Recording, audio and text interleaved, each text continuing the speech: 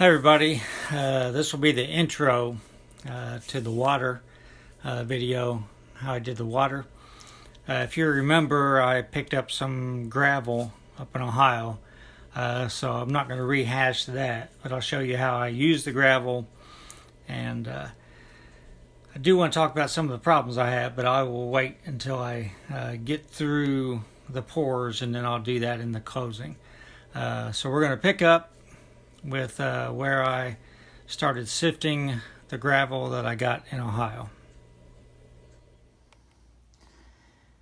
So after drying the gravel, I spread it out on this flat to let it dry, and I ran it through this sifter. My dad had this sifter, I don't know, it's probably 50 or 60 years old, bought it at a hardware store. So this is what I've got. So a lot of this stuff would be nice for N scale. I'm going to sift it again, but yeah, a lot of this stuff will be about the right size for my creek. And it's a good color. I really like the color of it. Obviously the big rocks, they're going to be pitched. You know, maybe I can fit something like, I don't know, maybe something like this might look good in the creek or something, but for the most part, most of the bigger stuff is just going to be, well, I don't know if I'll pitch it. I'll probably put it in a container and keep it. So I sifted it again through my wife's splatter screen, and this stuff is pretty fine, mostly sand. I'm going to try something. Now I'm going to try it and show you the results if it works. That way, if it doesn't work, you won't see what I did wrong. So I sprinkled some of the fine sand down into the very bottoms. Then I came back with the next size up, sprinkled in. Again, you saw the creek I'm modeling. You don't see any black. The water is see-through. It's 6 inches, 18 inches deep. I'm not trying to model something that is a big creek. Maybe in flood stages it would be, but in summertime, yeah, it's almost dried up. That's what I'm looking at. So then I sprinkled some more of the sand on. Also went up on the banks with the sand. I wetted it all down with rubbing alcohol, and then a light mist of the glue. I'm going to let that dry, see if I like it. If I do, I'm going to pour the water tomorrow night. So I just finished pouring the water. Like everything, Envirotex or any of those, it creeps up the banks a little bit. So I'll have to go back and camouflage that. But this is pretty much the effect I wanted. Turned out it's a little deeper toward the front than I thought it was going to be. A little shallower toward the back. Hopefully it sets up pretty quick and doesn't keep flowing this this way and throw it on the carpet. But I've still got a little bit of room, and I don't think it's going to move anymore. But again, this is what I wanted. So just going to let it set up. Not supposed to do anything to it for 24 hours, and then I can touch up the banks and start adding vegetation, that kind of stuff. So the magic water warns you that it's very thin and will find any pinhole. So I was pretty careful trying not to have anything.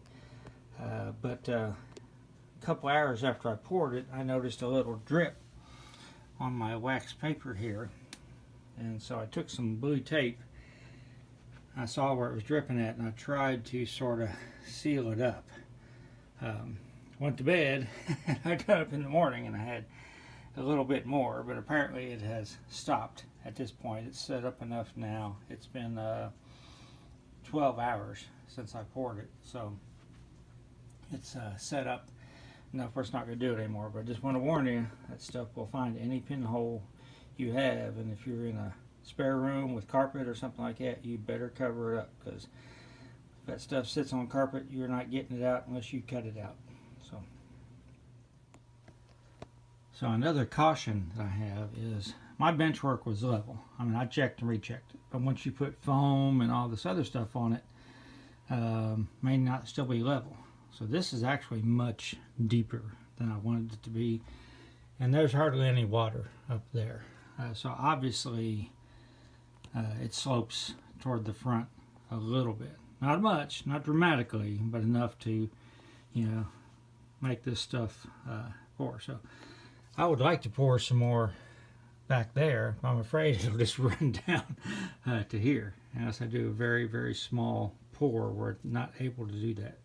So I might try that. I might try to just, make not a tablespoon, but maybe just a little bit more than a tablespoon, and just dump some back in here. It looks wet, but I'd rather have a little bit more water there. So, but just another caution: it's got to be level. The river, or the stream diorama I made, I could make sure it was level because I could put it on a workbench. I could shim up underneath it and before I poured. But there's no way you can do it on a layout that's bolted to the floor unless you do it in advance. Okay, I did a second pour. It's basically maybe 12 or 13 hours after the original one, and I just put it up here, and it's very, very small. I actually sort of teased it with a stick to try to fill up this area in here. It doesn't flow as fast since it's now on something has a little bit of drag to it, but it was able to fill it in. It sort of made like a little wave. I couldn't get it smooth out, so I thought, well, I'll just go ahead and add some, logs and sticks in there anyhow while it's there. So did that, and so now I just got to wait for it. So this is as close as I can zoom in. So again, after the second pour, what happened was I made a very, very small pour. But it still tried to wander down this way, but it got to right in here, had like a wave going, and it just didn't have enough momentum left to flatten out, so it sort of left a wave. So I thought, okay, I was messing with it the whole time. I thought, okay, I'll do the Luke Towan thing, and I will put some matte medium on it, or gloss medium, and I'll try to make some ripples on it with the straw. Well, if you remember, because hopefully you remember, I didn't remember, I've had oral surgery and I had stitches in my mouth. So I brushed the stuff on there, and it didn't take me very long, like maybe a fraction of a second, to realize that I shouldn't be blowing through a straw. So heck with that. that didn't work. So I had the medium on there already. It dried okay. A lot of times in creeks you'll see like a little oil spill or something. Oh, there's a piece of foam that fell on it. You'll see like a little, especially in summertime, might not even be oil. It might just be something else, like a little film that forms on it. So I've got a little bit of film right here. Probably doesn't show up as much, but it's crystal clear when you get down to here. I've got a little bit of film right here. I think it looks okay. I'm definitely not going to redo it. As you can tell by my video, I've got a lot more done than just the creek, but I'm going to save that for another video.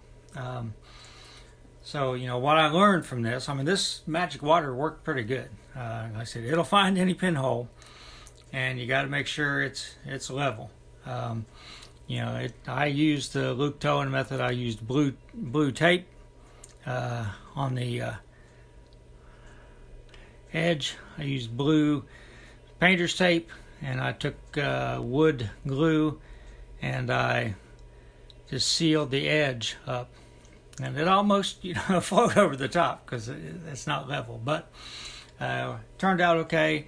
The second pour did make it a little bit more wet back in here, and the reason why I added the logs and stuff, because I thought, well, maybe that'll help stem the tide. Maybe it won't flow as much, but it kept flowing for a while. That stuff is really thin, but it worked out pretty good. Pretty happy with it. So again, this video is just going to be about water. I'll do another video about the whole scene here as soon as I finish up a couple little things, and I'll show you that, and I'll run a train through it, and that'll probably be tomorrow night. So everybody stay safe.